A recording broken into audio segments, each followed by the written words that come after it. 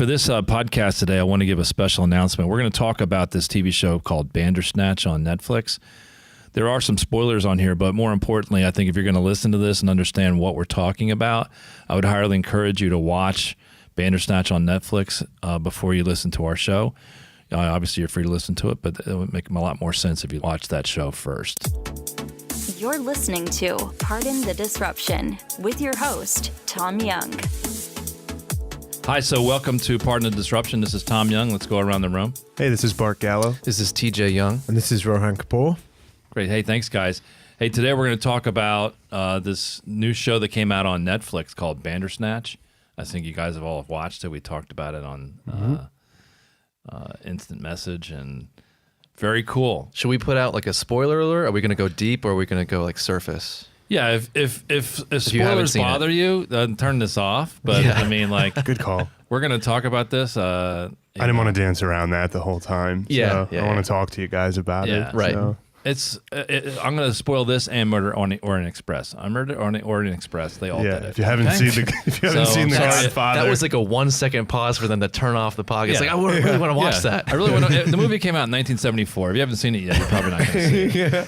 So anyway, Bandersnatch is an interactive TV show done by Charlie Booker, who's the guy and produced Black Mirror. I guess it's loosely affiliated with the Black Mirror series because I think there's a lot of references to the prior Black Mirror episodes. They use some of the same actors. Yep. And very interesting concept about you need to be on certain platforms like a Samsung TV or a laptop, so because it's an interactive show where you make choices. Everything from simple things like which music should the guy listen to should you jump out the window or not. Yeah. I think it's a really cool example of Netflix definitely pushing the boat out and expanding the boundaries of what's possible with new type of storytelling, which is trying to keep people engaged. I loved it. I thought it was super, super cool. I think the technology behind it is probably incredibly complex. Took a couple of years to get it built, and I'm sure they faced different hurdles, but it was super cool. Even the really small details. I don't know if you guys picked up on this, but at the very beginning, you're asked to choose a type of cereal between two different options. Frosties. I went for Frosties too. And then later on in the episode, a Frosties advert comes up on television.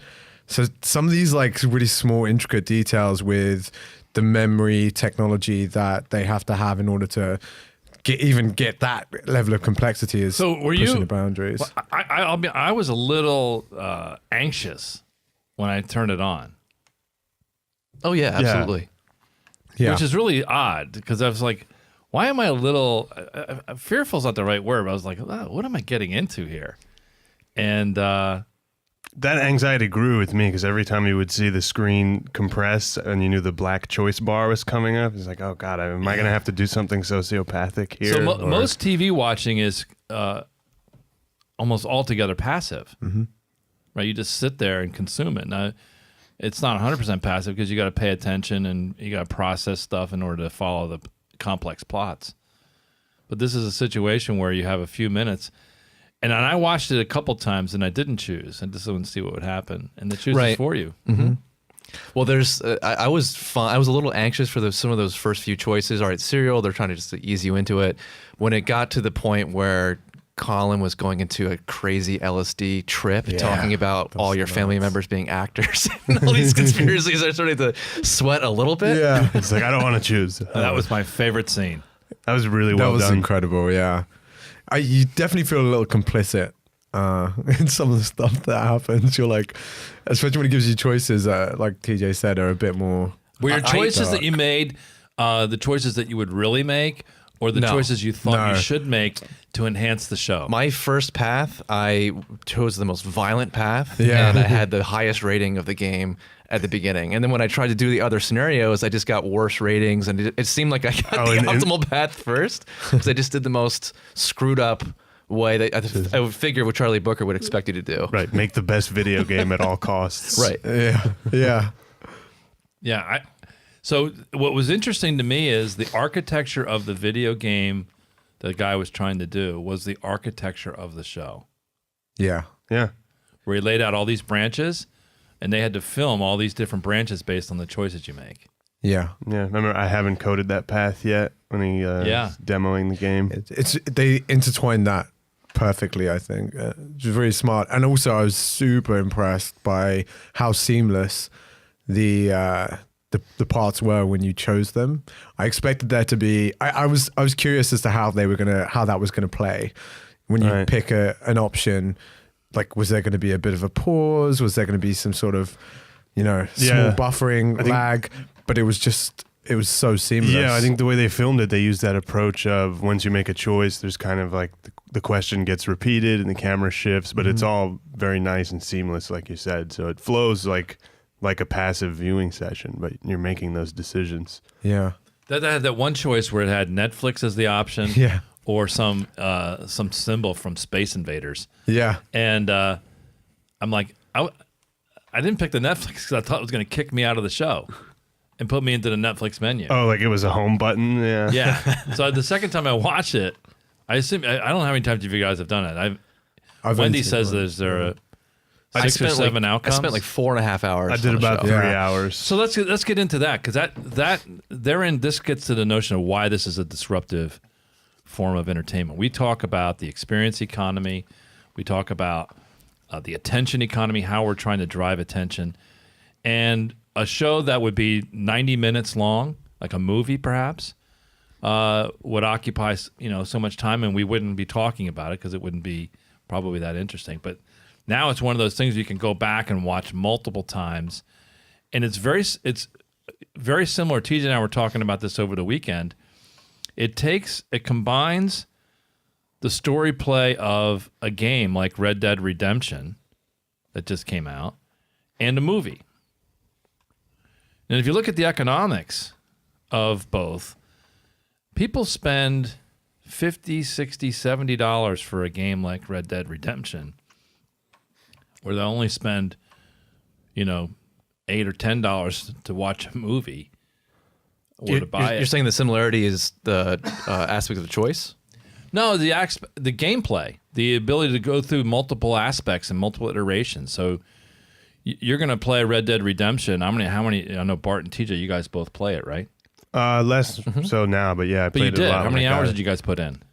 I don't want to know that answer. Just tell me how many hours. I would say I don't know. I don't have the answer. I don't even want to about calculate 30 it. for me Yeah. in like a month. Okay, and how many hours, TJ? Make it up. 31.5. All right, so more than Bart. 1.5 more than Bart. I watched you play for 4 Beat hours. me. I'm committed. I watched you play for about 4 hours, so There you that go. was just one time, and it's amazing. It's very interactive, and so you think, but movies and TV shows haven't been that as immersive. But Red Dead Redemption is going to gross like $1 billion, just one game.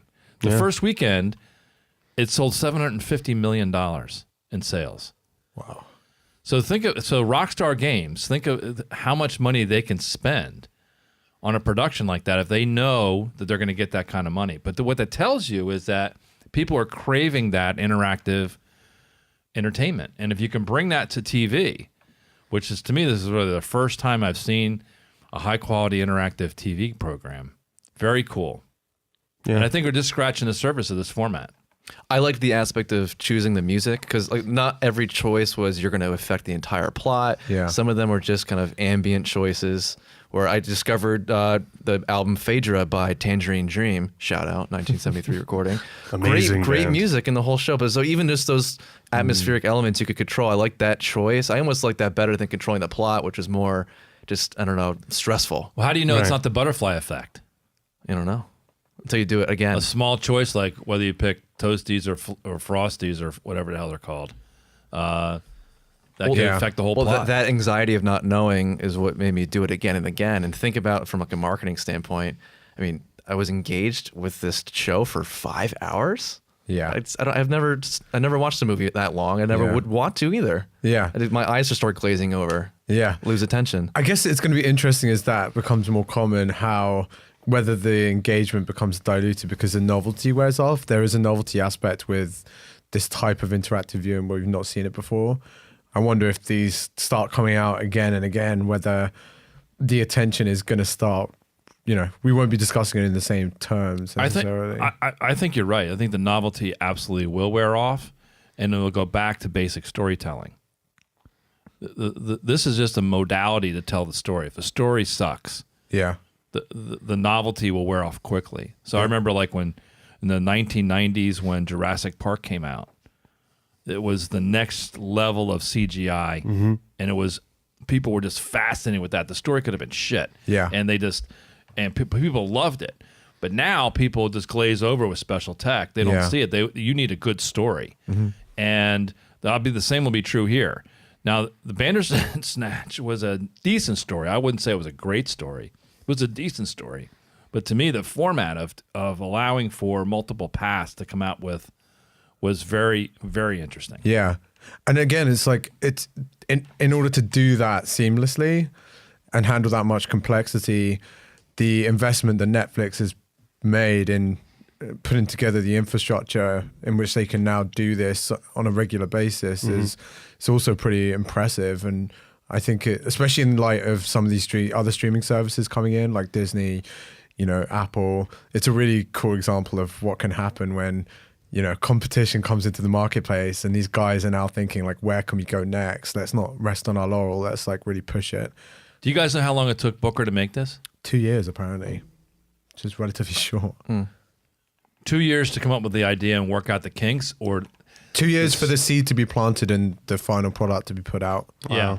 Plus a lot of the technical integrations to make sure you can navigate the menu choices back and forth. I mean, that's a whole. Yeah. That's a huge but they have that figured out now.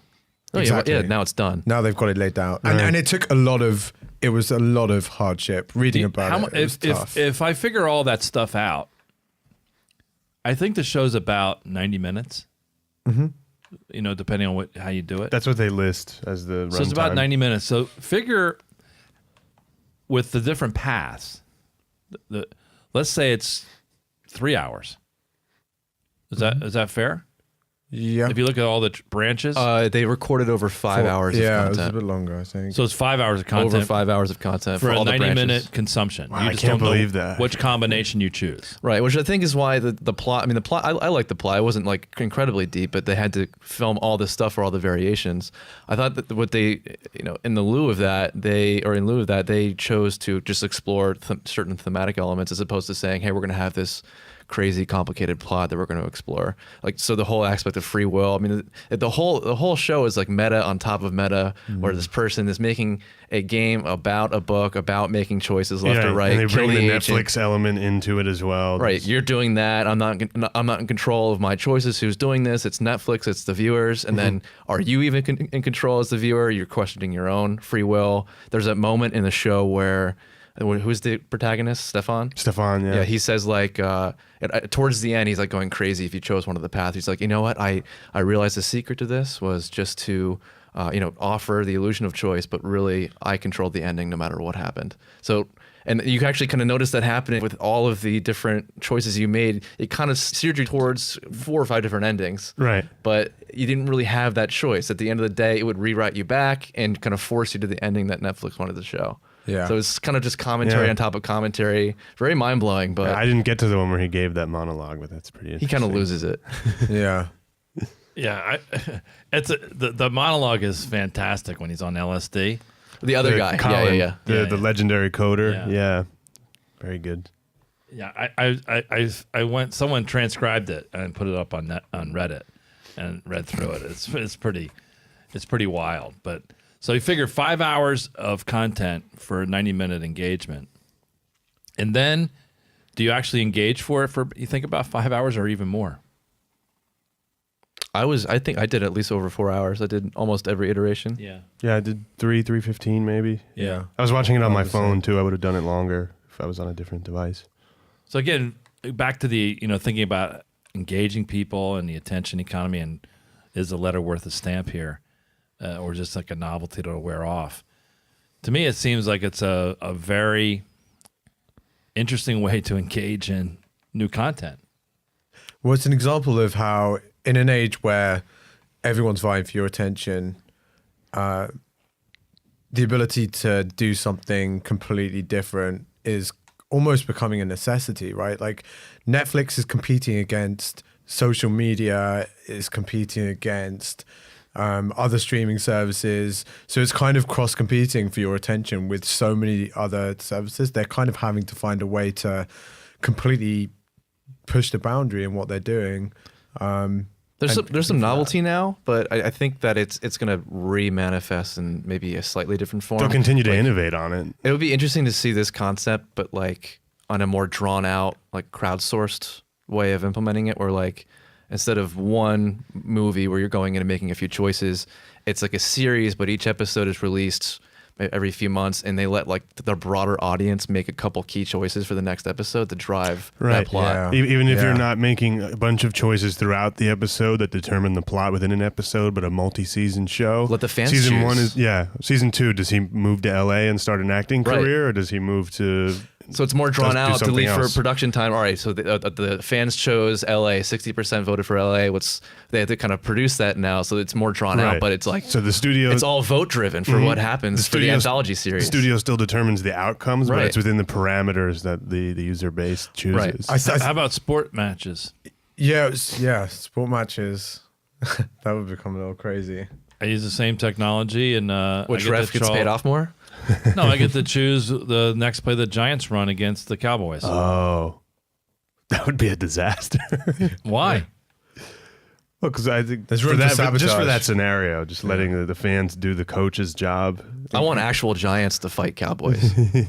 I think Dolphins and Bears. The best previous example of level of engagement with media I had was there's a game called FIFA, and they've just 2 years ago they introduced the storytelling mode, where you basically you become your character is a young kid, starts off about 16, and they interweave narrative storytelling that almost looks like film, Red Dead Redemption, and also a bit like Grand Theft Auto. I've seen the latest game. The graphics are off the It's charts in insane. the new FIFA. Yeah. So they have again storytelling choices, but you're controlling this guy, and they interweave it with like real life games that you actually play, and Oh, wow, I you didn't know become that. it's amazing. And so the better you do, and certain choices lead you to different clubs, lead you to different agents, and it's just so you're so invested in this character that like it becomes. I mean, I completed the game in like 3 days, and I think to your point, when you span it out over a series, and you start to become a little more invested in the characters over a longer period of time, and you feel a bit more like responsible and kind of complicit in their future or their lives. It's just insane how like attached you do become to it. Yeah, I think So I think this episode is amazing because it gave you that insight into the technology that's possible for this type of storytelling. But what's going to be really cool is if they're able to span that out over a longer period, and you become a bit more engaged in Stefan and like, where's this going to go over a longer period? I think that's going to be cool. Whether they can scale it to that level, Netflix is. So already what's the like- prognosis? Are we going to see other shows like it, or is this like a Charlie Booker thing? I think there's going to be a couple copycats. shows with a I- big budget will I make think- an attempt, maybe. Right. Well, I think Black Mirror is probably not going to do that again. Maybe in a different aspect. That they keep redefining themselves and what they're going to kind of push in terms of the next boundary. Yeah, I think some of the more famous shows will probably keep kind of an elitist approach to it should be passive or the studio. We know better. Yeah. You could even see like Disney have the ability. They've put out video games as well. They've got a streaming service coming out. You can imagine a Disney original where they have almost like a Ready Player One, where you have the film kind of real people acting, and then it kind of brings you into this like video game paradigm where it's like a virtual reality world where you can play the character themselves. Like the possibilities are going to be really. It almost seems like a precursor for VR entertainment, where you're Yeah. watching a movie as the protagonist in full VR, and rather than 5 different endings, there's hundreds of possible outcomes based on you making every single action. So let's take it yourself. to the next level. I mean, one of the constraints here is was the same struggle that they had in making the video game in the show, which was they had to have a complex set of branches, and they had to code out the stories for each of those branches so that they could be experienced. But what if the technology evolves to a certain point where the branches can be dynamically rendered?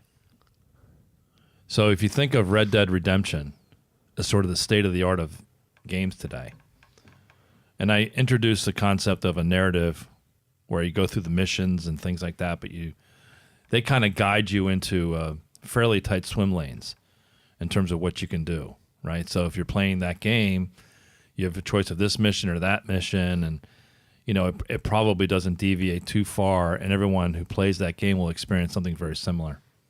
So the choices you make are more aesthetic versus structural. But what if you could do that game with structural changes and have it dynamically rendered? Well, that's the dream. It's just very expensive. Yeah. Yeah. Yeah. Well, I think this interactive content is, I think it's here to stay because I think the technology is going to allow it.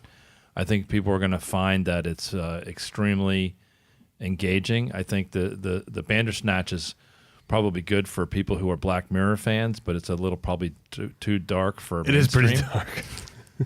The content alone, aside from the choosing aspect. It's the fact that they're thinking about it and laying down the tracks for what's to come that I think is the most exciting thing. The episode is, like you say, the choices are a little aesthetic, and I think the fact that they're investing and laying down this technology is the most exciting thing.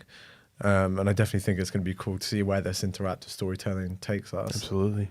Well, I didn't know that Pac-Man was a metaphor for programming. Yeah, that was so cool. The way he described Pac-Man's plight I found to be like so chilling in the show, about going off screen and coming back through the other side.